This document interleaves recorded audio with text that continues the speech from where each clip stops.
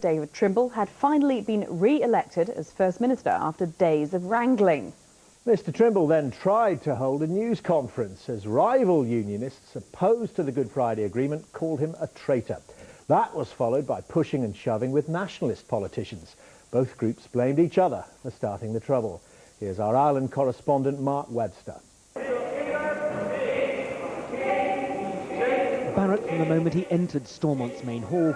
The poisonous debate over Mr Trimble's re-election turned to scuffles between pro and anti-Good Friday Agreement members, including Mr Paisley's son, Ian Jr. You're not credible your own word. You're not.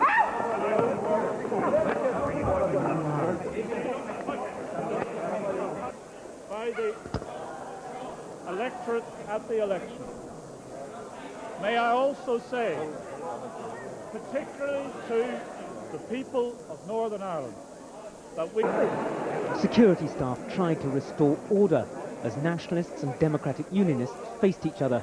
That I'm well aware of the concerns that many people have about the way in which and the difficulties that then as Mr Trimble tried to continue his press conference, an astonishing running brawl went on in the background. I am prepared to ensure that this is carried through properly, and we will continue the work, and we will not allow ourselves to be distracted by the sort of mob violence that certain parties descend to. David, make it in that direction. Go in that direction. Confrontation and press conference over, the recriminations began.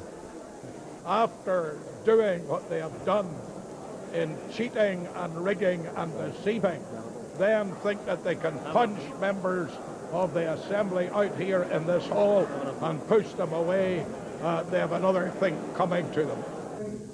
Northern Ireland's Secretary of State welcomed Mr Trimble's re-election, but wouldn't be drawn on the violence. It was obviously a day of high drama, of high tension, like every other day in Northern Ireland, of high passions.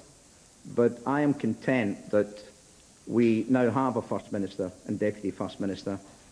The scenes here today at Stormont and the events of the last few days have done nothing to bolster public confidence here in the way the Northern Ireland Parliament carries out its tasks.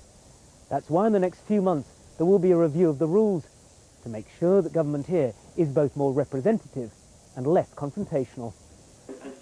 This evening, the Assembly's newly reappointed leaders can start to turn their attention to Northern Ireland's pressing economic and social problems. Mark Webster, ITN, Stormont. Well, those really were extraordinary scenes. Just how damaging have today's events been? Well, imagine that had taken place at Westminster, how scandalised and shocked everybody would be. The fact that they happened in Northern Ireland's part of Parliament is in part explained but not excused by the fact that some of the members in that Assembly are not just